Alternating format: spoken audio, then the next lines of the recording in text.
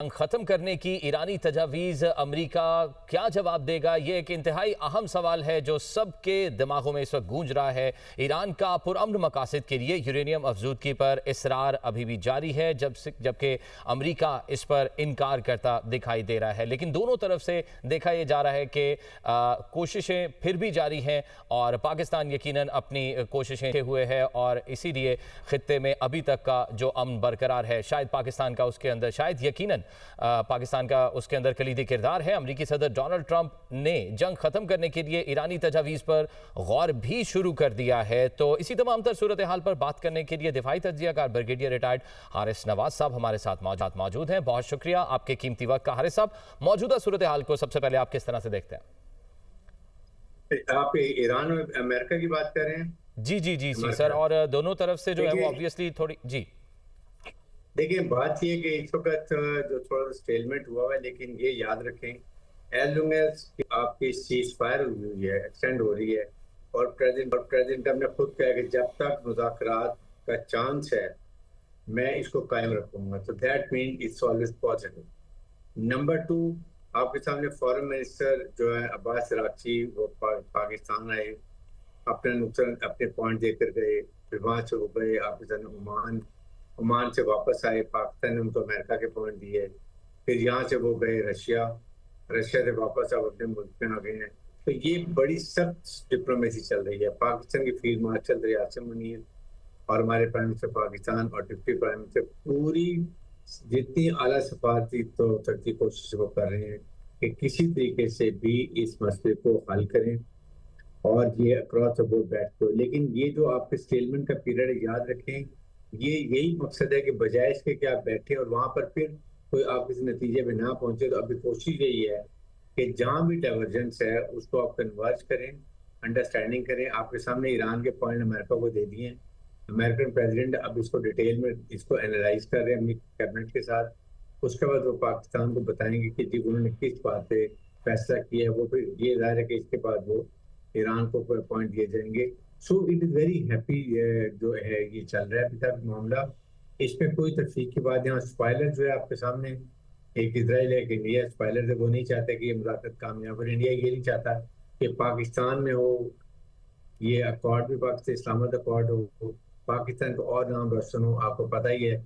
इसलिए लेकिन पाकिस्तान को कोई परवाह नहीं, हम खुलूस नीयत से, खुलूस दिल से, सिंसेरिटी से पूरी कोशिश कर रहे हैं कि दुनिया ने इस वक्त फिंगर्स क्रॉस की हुई है, क्योंकि जो इकोनॉमिक क्राइसिस हो रहे हैं, जो एनर्जी क्राइसिस हो रहे हैं, आपके सामने स्ट्रेट ऑफ हॉर्मुज से सारी ट्रैफिक रुकी हुई है। इसी तरीके से जो नेवल ब्लॉकेट लगा हुआ है उसकी वजह से ईरान का सारा कुछ रुका हुआ है। तो इससे अभी जो लोगों के रिजर्व थे वो खत्म हो रहे हैं, ऑयल के, गैस के। इससे आपकी इंडस्ट्री बंद होने वाली है मालिक की, वहां पर लोग बेरोजगार हो जाएंगे, इकोनॉमिक क्राइसिस हो जाएंगे, लाइनें लगी हुई रेलवे उसके ऊपर, पेट्रोल स्टेशन पे, गैस स्टेशन पे। तो things are getting worse and worse. और मेरे ख्याल में अमेरिकन को ये बात को जरूर ख्याल रखना चाहिए कि आप एक सुपर पावर हैं, आपके रिपोर्ट में जैसे अगर ईरान का ब्लॉकेट खोल दें तो ईरान इसी वक्त जो है वो स्ट्रेट ऑफ हॉर्मुज को खोल देगा। कम से कम ये ट्रैफिक चल पड़े और फिर आप मुज़ाकरात करते रहें। जंगबंदी हुई हुई है, अंडरस्टैंडिंग डेवलप हुई हुई है, पाकिस्तान बेहतरीन साजिश का किरदार अदा कर रहा है। फिर मार्शल सैयद ने इन दिनों में, एक हफ्ते में पूरे जो कुछ कर सकते थे वो कर रहे हैं। कभी वो अमेरिकन एडमिनिस्ट्रेशन से बात करते हैं, प्रेसिडेंट से बात करते हैं, वाइस प्रेसिडेंट से बात करते हैं, फिर ईरानी एडमिनिस्ट्रेशन से बात करते हैं, कभी खलीजी ममालिक से बात करते हैं, तो ताकि हर एक को अपडेट किया हुआ है। ये बहुत ही प्रोग्रेस चल रही है। कोई ये नहीं कह सकता कि ये जो है ये स्टेज में ये नहीं चल रहा और ये नाकाम हो रहे हैं। राइट डायरेक्शन में जा रहे हैं, काफी चीजों पर कन्वर्ज हो गया है। उम्मीद यही करनी चाहिए कि इंशाल्लाह 3 से 2-3 दिन में, इसी हफ्ते में ये कहीं ना कहीं किसी करवट पे बैठ जाए।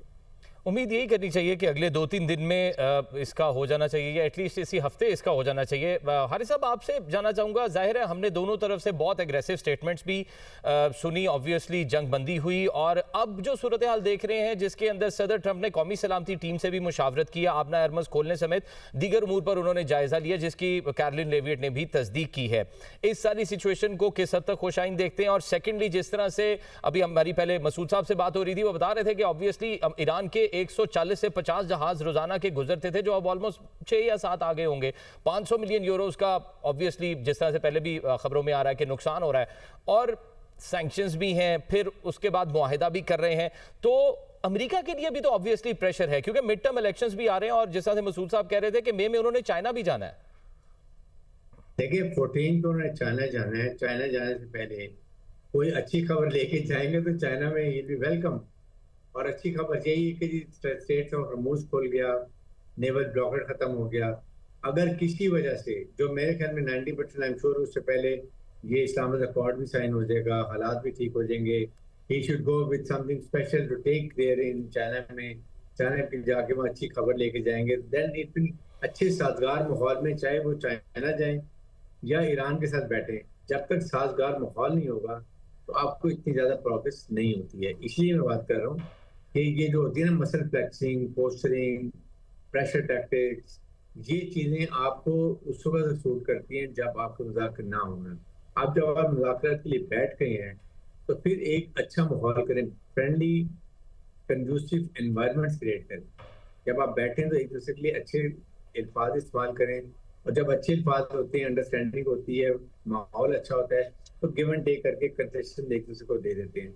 लेकिन अगर आप बिल्कुल कह देंगे कि हमने भी अपने पॉइंट नीचे, हम बल्ज नहीं करेंगे, और ईरान कहता है कि हम भी नहीं हटेंगे, then it's going to be very very worst scenario, जो इससे पूरी दुनिया को नुकसान होगा। देखिए अमेरिकन प्रेसिडेंट का भी बहुत बड़ा इस वक्त प्रेशर है। अवाम अमेरिकन प्रेसिडेंट से खुश नहीं है, उनकी पॉपुलैरिटी बहुत डाउन हो रही है। अमेरिकन सेनेट और कांग्रेस भी नाराज है।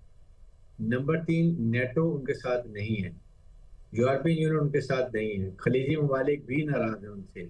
उसके बाद उनका वो कामयाबी भी नहीं हुई जो होनी चाहिए थी।